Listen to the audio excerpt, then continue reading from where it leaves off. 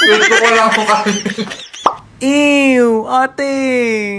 Hi mga atit kuya, Tito Mars is here. Nandito na naman po tayo para sa isa naman nating vlog! And for today's video, dahil ang nakikita niyo po ngayon ay mga pagkain po sa harapan ko, magkakaroon po tayo ng mukbang!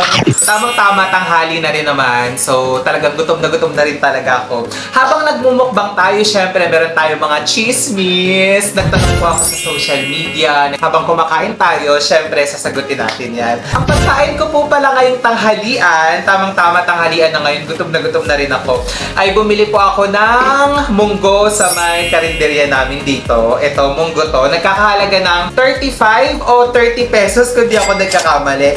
Tapos syempre, ang paborito ko po, bumili rin po ako ng gatang langka. Nagkakahalaga din to ng 30 o kaya 35 din. Tapos syempre, hindi lang doon. Meron din tayo ditong mga pinritong longganisa. Pasensya na kasi. Ako nagprito nito kaya medyo sunog-sunog. Prito rin ako ng siomay. Tapos syempre, meron din tayo ditong hotdog. At syempre, hindi pwedeng mawala ang ating kanin ngayon. So ito po ang kakainin natin ngayon.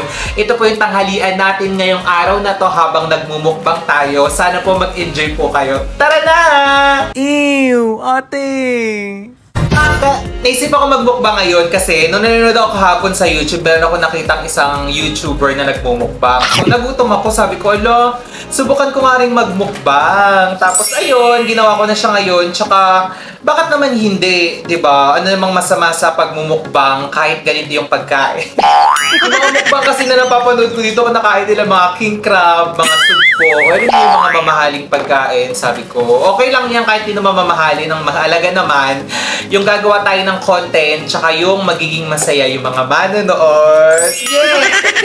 Ito, paborito ko talaga to, gata. Sabi ko nga dun sa video ko nung nakaraan, di ba? Ito talaga yung isa sa mga pinaka-paborito kong pagkain, yung gatang langka. Kaso ito, hindi to maanghang, kaya marami tayong makakain ngayon. At syempre, itong mga niluto ko na medyo nasunog na nga sila. Buti na lang talaga hindi lahat nasunog. Kumain na muna tayo ngayon, tanghali na. Hindi ko na siya... Sarap. Hindi ko na siya anuhin. Gusto ko tsarain kasi ako lang naman yung tao dito sa bahay, tsaka for sure, maubos ko to ngayon. Masarap. Alam nyo, masarap talaga yung mukbang na ganito. Yung kumbaga sa ano. Sarap. Masarap. Wala akong masabi mga ate kasi nga, nasasarapan ako sa mukbang natin ngayon. Alam ko naman na hindi pa Biyernes ngayon, pero umorder ako ng munggo kasi na-miss ko magmunggo. Sabi ko, kahit hindi Biyernes, okay lang yan. Basta may munggo, kakainin natin yan. Diba? Kapag nakakanis yung mga ganitong pagkain, yung mga nagmumukbang lang ng mga ganitong simple-simple lang. Hindi ko alam ha, kasi ako, yung mga nakikita ko talaga ngayon sa social media, mga parang ang yayaman na nito. Parang hindi na ako nakaka-relate bilang manonood sa mga content na ginagawa nila. Sabi ko, ala, parang sobrang yaman naman na nila. Bakit naman gano'n? Pero syempre, alam ko naman na deserve naman po nila yung kung ano meron sila ngayon. Kung ano po yung ano nila, yung nararanasan nila ngayon sa buhay nila. Deserve naman po nila yan. At syempre, bilang tayo po mga taong nag-uumpisa pa lang po, hindi po tayo titigil, hindi po tayo hihinto, hindi po tayo maiinggit, o hindi po tayo mawawala ng pag-asa sa mga bagay na talagang alam po natin. So syempre, para hindi kayo maburyo at para ma-enjoy natin ang ating pagkain ngayon, sasagot tayo ng mga tanong na nakuha ko sa mga comment section. Ito sila. Unang tanong, bakit nyo ganon bakit po ganun yung mga content nyo dati? Yung mga content ko na nang iinis ako, nangaaway ako, nang babash ako, alam mo yung namumuna, tapos yung mga nagpapapansin sa social media na arte-arte ng mga pagkain. Bakit ganun? Yung content ko dati. Kasi po, aminin ko na po talaga na gusto ko po kasi talagang mag-social media. Kaso nga lang po, bilang hindi naman po ako kilala, bilang unang bago pa lang po ako dito sa social media, inisip ko po na, ala, paano kaya yan? Paano kaya ako makikilala sa social media? Eh, nakita ko yung mga content nila rin doon. Nila Rosmar. Saka yung iba pang nang iinis na mga content creator. So, ang sabi ko, ala, ang galing. Parang lagi silang sikat. Lagi silang pinag-uusapan ng mga tao. Sabi ko, bakit kaya hindi ko subukan? Bakit hindi ko rin subukan yung mga ginagawang mga content, mga ginagawang technique, mga ginagawang pang-inis nila Rosmar. So, ginawa ko siya, sinubukan ko siya, tapos, ayun, nagulat ako, ala, ang daming views. Hindi ko alam. Daming mga content. Ala, walang kanin. Wait ko lang kung kanin. A few moments later. Balik tayo dito sa brown rice na hindi nakakaganong kumain dahil isang kanin lang yung in-order ko dun sa kanin. So ayun na nga, ginaya ko yung content nila Rosmar tsaka ni Rendon talaga. Sabi ko, ano nga, ang tawag doon, ang dami ng views, ang dami ng engagement. Paano nga lang, yung mga views tsaka mga engagement, kadalasan talaga, mga negative. Hindi ko naman sinasabing lahat negative, pero marami talaga yung nagsasabi na, wala, bakit ganyan, ba't ganyan, ganyan. Pero hindi naman mga tao nakakaintindi, pero karamihan kasi talaga, pag ganun yung content mo na pabida-bida ka, paano-ano ka sa social media, talagang matawag dun, ayaw talaga ng mga tao yung mga content. Eh ako sabi ko dahil nga gusto kong maging sikat, ayun, gusto kong sumikat sa social media, gusto kong makilala sa social media kahit pa paano. Pinagpatuloy-tuloy ko siya kahit alam ko naman na hindi talaga siya maganda. Pangalawa, maarte ka po ba talaga? Ay nako, mga ate at kuya. Hindi po talaga ako maarte. Ang galing ko na pong sinabi sa inyo na hindi naman po talaga ako maarte sa totoong buhay. Talagang content lang naman po talaga yung mga pinagagawa ko na yun. Kaya, ayun, may mga tao pa rin naman talaga na hanggang ngayon hindi nila naiintindihan na nagagawa ko dati, content lang, pero kaya nga po sa sabi ko sa inyo,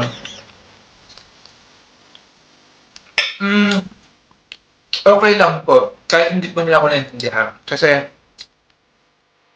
hindi naman talaga lahat ng tao, naiintindihan tayo sa mga contents na ginagawa natin. At kung ano po talaga yung totoong dahilan kung bakit natin ginagawa yung mga bagay na kahit hindi naman po talaga natin gusto, pilit pa rin po talaga natin ginagawa. Pangatlo, mahirap ba maging content creator? Ay nako, karamihan kasi talaga ng mga nag-iisip na mga tao na nakikita ko, na nakakasalumuha ko. Akala nila, well, alam na ako. A few inches later. Nawalan po ng silaw. Bumalik na po na. Bumalik na. Ayun na nga, hindi po talaga mahidali ang pagka-content creator. Lalo na po kung nag-aaral po kayo, tatrabaho, kaya meron pa po kayong mga business na ginagawa sa buhay kasi sobrang kailangan nyo po talagang magbigay din po ng effort, alam nyo, yung trabaho pa rin po talaga, lalo na po sa pag-iisip nyo po ng content ninyo. Sa pag-edit, kapag iisip ng mga gagawin ninyong content para matuwa yung mga tao, ma-enjoy yung mga viewers, lalong-lalo na po kung hindi pa naman po talaga kayo kilala o na kung gusto pa lang dun pa kayo sa pag-content creation, talagang medyo mahirap po talaga. Parang ako po, ngayon, sa YouTube, medyo nangangapa-ngapa pa rin ako dito kasi bago lang din ako talaga sa YouTube. Wala pa akong isang buwan, pero ganun pa man, maraming salamat po sa lahat po ng sumuporta at patuloy po na sumusuporta sa akin kay Tito Mars. Kasi ngayon po, meron na po tayong 7,000 subscribers! Yeah! 7,000 na po tayo ngayon. Noong nakaraan po is 3,000 lang po. At maraming salamat po sa patuloy niyo pong pag-support at hindi po pag-skip ng mga ads sa mga ginagawa ko pang video. Thank you so much! So ayun, mahirap po talaga ang pagko-content creation pero po, tiyaga lang po. Pag kahit pa paano naging viral na po kayo, pagpatuloy-patuloy nyo lang po. Kasi mahirap po talaga sa umpisa pero makakaya natin to. Diba? Pang-apat na tanong, ayaw nyo po ba sa lalaking mahirap? Ala! Bumalik sa akin yung mga content ko dati na mga wag makikipag-date sa lalaking minimum wage earn. Ayoko po is yung lalaking walang tiyaga, tamad, walang respeto, hindi responsable, yung ganong klaseng mga lalaki. Kasi kapag mahirap ka, tiyagain mo lang yan. Basta may tiyaga ka, hindi ka man sobrang maging mayaman. Pero naniniwala po ako, pag may tiyaga po yung isang tao, kahit papano, talagang aasenso at aasenso yan eh. Hindi man sobrang yaman ha, pero darating ang panahon, tiyaga lang talaga. Pagpupursige, panalangin kay Jesus, tiwala sa mga tao sa paligid mo, magdasal, talagang makakaya din natin yan. Panglima at panghuling tanong, ano pong maipapayo nyo sa mga taong naghihirap sa buhay? Itong paghihirap po na to ay hindi lang po sa pera. Excuse me. Paghihirap din po sa mga bagay-bagay na iniisip nila sa buhay, love life, pamilya, trabaho, mga iniisip na mga kung ano-ano. Para po sa akin, kasi lahat naman po talaga tayo, meron po tayong kanya-kanyang mga pinagdadaan ng paghihirap sa buhay. Sadyang iba-iba lang po yung paghihirap na pinagdadaanan natin. Kung kayo po, yung taong ganun po nararamdaman nyo ngayon, huwag niyo pong isipin na nag-iisa po kayo. Hindi po kayo nag-iisa. Isipin niyo po na hindi po kayo nag-iisa at kaya po natin yan. Kaya natin to! Ew, ate! Ayun! Maraming salamat po sa pagsama po sa akin ngayong mukbang. Kung nakikita nyo naman po na talagang talagang paubos na rin po ang ating mga pagkain ngayon. Pero busog na rin po ako kasi nakadalawa naman po ako. Ito pong tira na to, itong tirang laing, tsaka itong tirang munggo, ay ilalagay ko na lang po sa tabi doon para makain ko po siya mamayang kapal. Maraming salamat po. At huwag niyo po kakalimutan mag-subscribe kung di pa po kayo nakasubscribe. Mag-like, mag-comment po sa comment section sa ilalim. Para po, masayang-masaya po tayo. Diba? Sa muli natin pagkikita. Tubusin ko po muna itong mga pagkain na ating natitira. Kita-kita po ulit tayo sa next nating vlog. Busog na po ako. Sana po kayo rin. Bye!